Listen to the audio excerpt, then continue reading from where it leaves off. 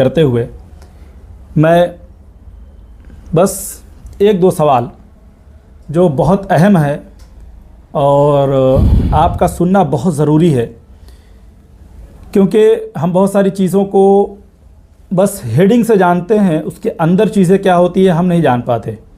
तो बस उसी ताल्लुक़ से हम फ़कत दो सवाल हज़रत की बारगाह में रखना चाहते हैं। एक सवाल हज़रत बस ये बता दें कि अभी जो तर्क जलाली का अमल चल रहा है, इसमें होता क्या क्या है। फ़कत हम लोग तो ये जानते हैं तर्क जलाली जी। इस लफ्ज़ को सुनते हैं, इसके पसे मंज़र, इसके पीछे कितनी चीज़ें छिपी हुई हैं हम जान नहीं पाते। हम फ़कत एक दो चीज़ों को जानते हैं कि मीट वगैरह को छोड़ देना, उससे निकली हुई चीज़ों को छोड़ देना, फ़कत हम समझे तो ऊपर ऊपर लफ्ज़ों को जानते हैं, उसकी गहराई को नहीं जानते। तो आप अगर नाज़रीन के लिए इस पर कुछ वजाहत कर दें तो बड़ी मेहरबानी होगी। उसके बाद एक सवाल और लेंगे कि ये मुबारक महीना जो चल रहा है माह रमज़ान का, जिसमें एक अशरा रहमत का और एक अशरा मग़फ़िरत का, जो आज मग़फ़िरत के अशरे की आखिरी शब है और कल से जहन्नम से निजात का दरवाज़ा खुल जाएगा, जिसमें लोग और यकीनन आप भी एतकाफ़ में बैठेंगे। तो मैं नाज़रीन के लिए आपके तरफ से एक मैसेज देना चाहता हूं कि जो लोग इस वीडियो को सुन रहे हैं और आपकी बातों को सुन रहे हैं और वो चाहते हैं इस आशरे को अपने अंदर उतार सकें सही तरीक़े से, तो उनके लिए कोई एक मुख्तसर सा अमल रोज़े के साथ, नमाज़ों के साथ, तरावी के साथ, कुरान की तिलावत वगैरह के साथ साथ वो कोई एक ऐसा आसान सा अमल कर लें जिससे उन्हें अपने आप में इत्मीनान हो जाए। तो पहले सवाल का जवाब हज़रत कि तर्क जलाली एक्चुअली है क्या? जी, अस्सलामु अलैकुम वरहमतुल्लाहि वबरकातुहू।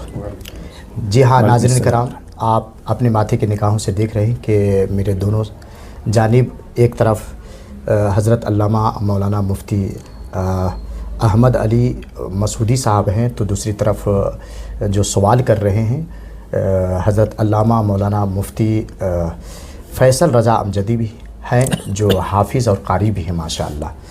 तो बहरहाल हज़रत अल्लामा मुफ्ती फ़ैसल रज़ा अमजदी साहब ने बहुत ही प्यारा सवाल किया, जो आए दिन हमारे शागिर्दों के जानिब से ये सवाल आते रहते हैं और फ़र्दन उनको बताया जाता है।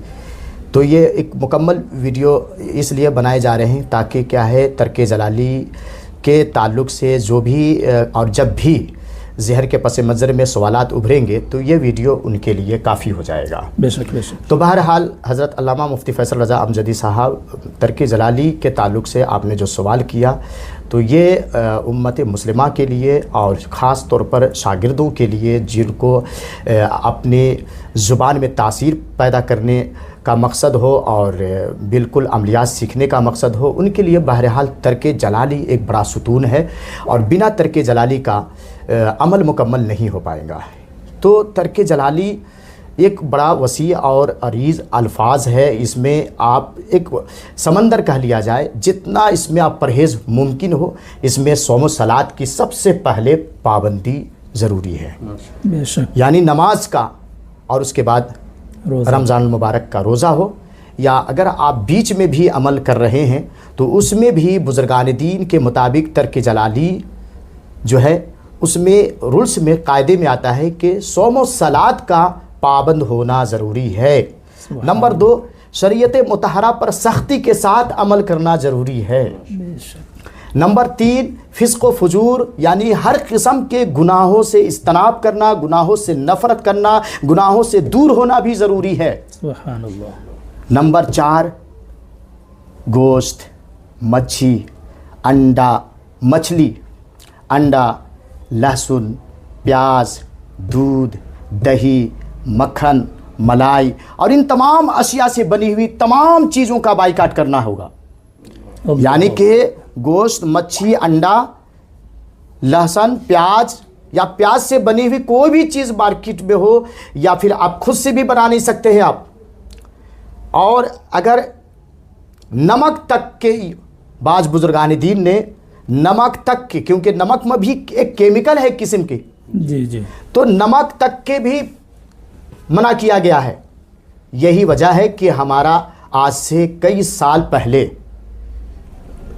एक अमल हुआ और जो भी अमलियात हुआ है उसमें सिर्फ़ और सिर्फ चावल और शक्कर पर, जैसा कि हज़रत अल्लामा मुफ्ती फ़ैसल रज़ा साहब हों या फिर हज़रत अल्लामा मुफ्ती अहमद अली मसूदी साहब हों, इन दोनों ने अल्हम्दुलिल्लाह सुम्मा अल्हम्दुलिल्लाह चावल और शक्कर पर ही क़नाअत करके, इक्तफ़ा करके पूरी अमल मुकम्मल किया है। अब 25 दिन होने वाले हैं।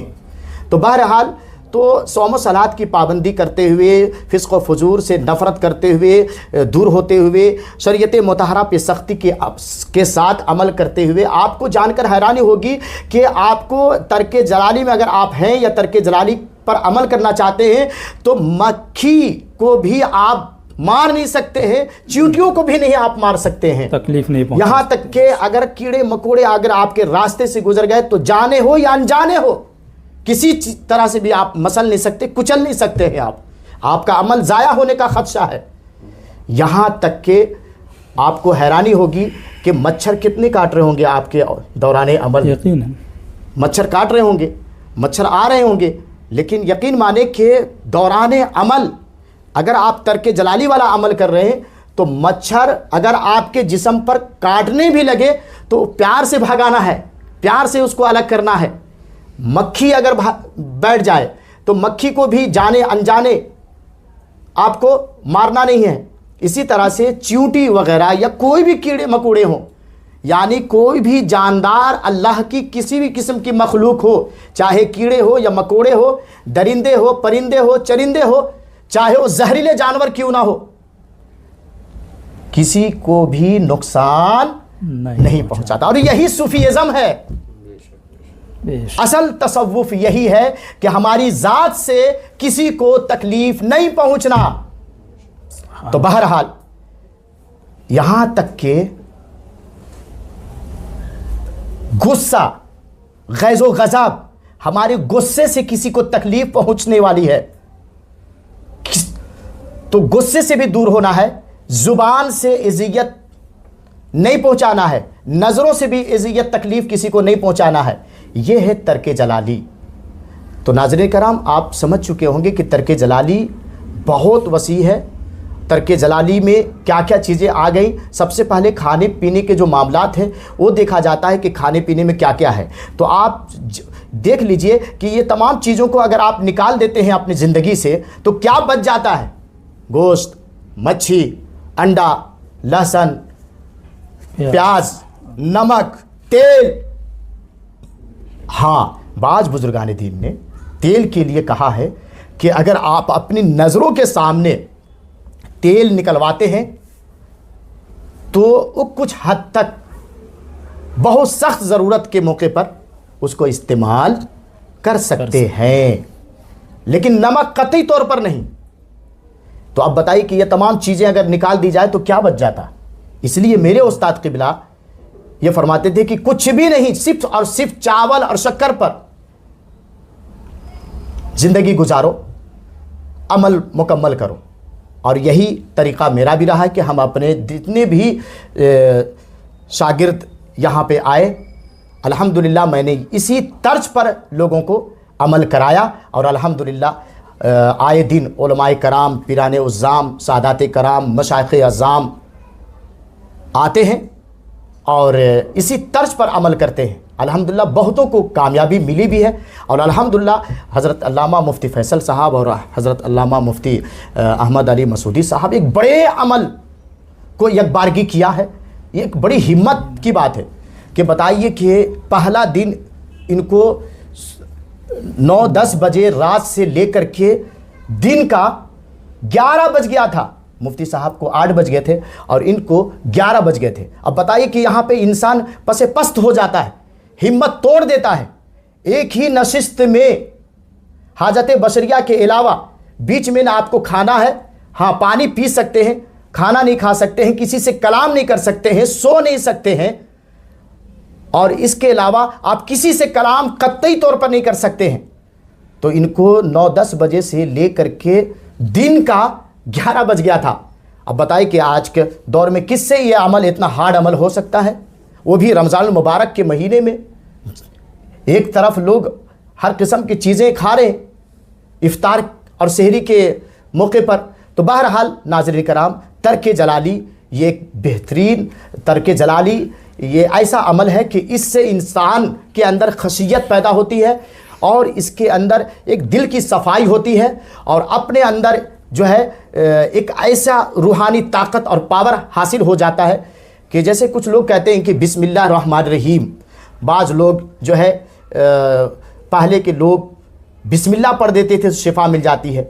जी हाँ नाज़रीन कराम, आज मैं फिर से एक बार कहूँगा कि आप भी बिस्मिल्लाह रहमान रहीम को 28 लाख मरतबा 40 दिनों के अंदर सिर्फ़ और सिर्फ तर्क जलाली के साथ अमल करते हुए आप पढ़िए, फिर देखिए आपकी ज़ुबान में कैसी तासीर नहीं होती है और कुरान में क्या ताकत है वो आपको मालूम होगा।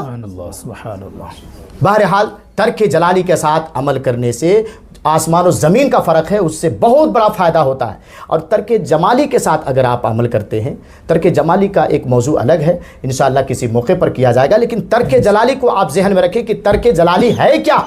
तर्क जलाली गोश्त, मच्छी, अंडा, लहसुन, प्याज और इन तमाम चीज़ों से बनी हुई तमाम अशिया का बाइकाट भी करना है, यहाँ तक के नमक, तेल वगैरह वगैरह तमाम चीज़ों से, और खुद से खाना बनाना है, ये भी है तर्क जलाली में। और यहाँ तक के औरतों के हाथ से खाना नहीं बना सकते बमजबूरी। कोई मुअम्मर यानी एजेड औरत अगर हैं तो उस एजेड औरत के हाथ से बना हुआ खाना खा सकते हैं। तो नाज़रीन कराम, ये है तर्क जलाली। सुभान अल्लाह, यकीनन हम लोग बड़े मुस्तफ़ीज़ हुए और कुछ बातें हमें समझ में आ गई होंगी कि तर्क जलाली कितना मुश्किल अमल है। एक इंसान के सामने सारा कुछ होता है, जेब में पैसा भी होता है, मार्केट में मछलियाँ भी होती हैं, गोश्त भी होते हैं, सारी ग़िज़ाएँ होती हैं, लेकिन फिर भी वो इंसान चाह करके वो उसको खा नहीं सकता, अपने आप को रोकने की कोशिश करता है। अब हम हज़रत से दूसरा सवाल लेंगे बहुत मुख्तसर में कि हज़रत जो आखिरी अशरा चल रहा है जी, आप अपने शागिर्दों के लिए और नाज़रीन के लिए कोई ऐसा वजीफ़ा बहुत मुख्तसर सा, बहुत आसान सा बता दें जिससे हम लोग इबादत और रियाज़त के साथ, सौम सलात के साथ उसको अमल करके अपने आप को थोड़ा चेंज करने की कोशिश करें।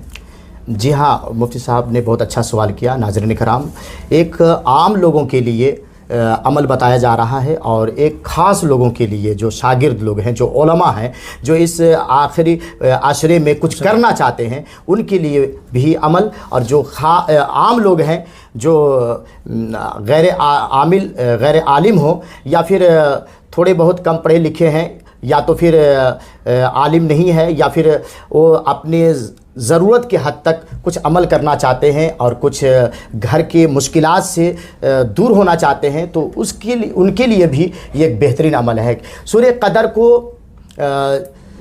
कुछ मरतबा पढ़ना है, यानी कि आप जो है इसको अमल की शक्ल में नहीं कर रहे हैं तो सिर्फ़ और सिर्फ 46 मरतबा या 40 मरतबा भी पढ़ें तो भी काफ़ी है, या फिर अगर 46 मरतबा अगर आप पढ़ते हैं, ये आखिरी अशरे में पूरी 10 दिनों तक 40 मरतबा पढ़ करके पानी पे दम करके पीते भी हैं पूरे घर वालों को, और घरों के हर 4 जानिब दीवारों पे छिड़काव भी करते हैं, तो इससे आपके घरों में खूब खैर व बरकत होगा और इससे आपके घर की तंगी भी दूर होगी, मुश्किलात भी दूर होंगे और रिस्क में बेइंतहा फरावानी होगी और कर्जदारी भी दूर होगी और हर किस्म की नाचाकियाँ, हर किस्म की तंगदस्ती और हर किस्म के बेबरकती वगैरह से आपको निजात मिलेगी और बड़ा ही सुकून मैसर होगा और सुकून इत्मीनान का गहवारा बन जाएगा आपका घर। खुशियों का फव्वारे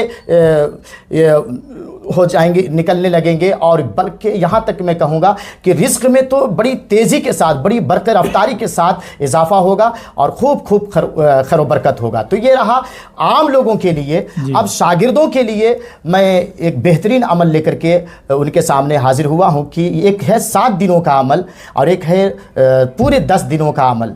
तो 10 दिनों का जो अमल है, ये सूरह क़दर को जो है 365 मरतबा पढ़ना है और 365 मरतबा सूरह क़दर को पढ़ करके पानी पे दम करके पी लेना है। एक ही नशिस्त में पढ़ना है, चाहे वो कहीं भी पढ़ें, मस्जिद में पढ़ें या अपने पाक साफ एक ही जगह पर बैठ करके पढ़ें। बहरहाल ये 10 दिनों तक वो हर कुछ खा पी करके ये अमल कर सकते हैं, जमाली अमल है।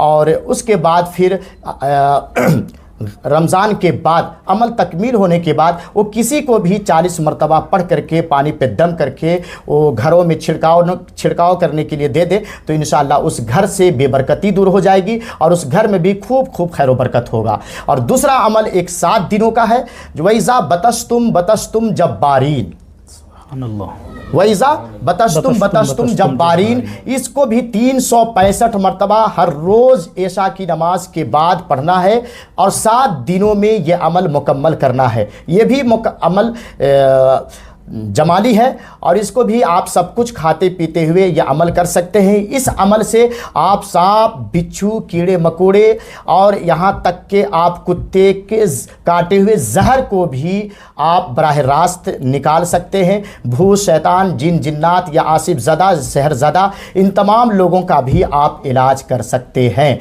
लेकिन ये अमल का जो तासीर है, ये अमल का जो पावर है, सिर्फ़ और सिर्फ 1 ही साल रहेंगे और इसके बाद ये अमल का पावर ऑटोमेटिक यानी खुद ब खुद ख़त्म हो जाएगा।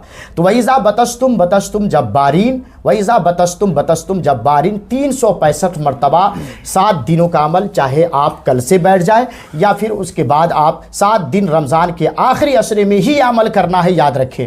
उसके बाद आप साल के किसी महीने में यह अमल नहीं कर सकते हैं। 365 मरतबा ऐशा की नमाज के बाद एक ही नशिस्त में बैठ करके यह अमल करना है। गिलास में पानी लेना है और उसको पी जाना है उठने से पहले और उसके बाद रब्बे कदीर की बारगाह में दुआएं करना है। इस तरह से 7 दिन तक करेंगे, इंशाअल्लाह आपकी ज़ुबान में ऐसी तासीर और ताकत पैदा हो जाएगी कि अब पूरे 1 साल तक सांप, बिच्छू, कीड़े मकोड़े, पागल कुत्ते, जहरीले हर किस्म के जानवर का आप जहर उतार सकते हैं।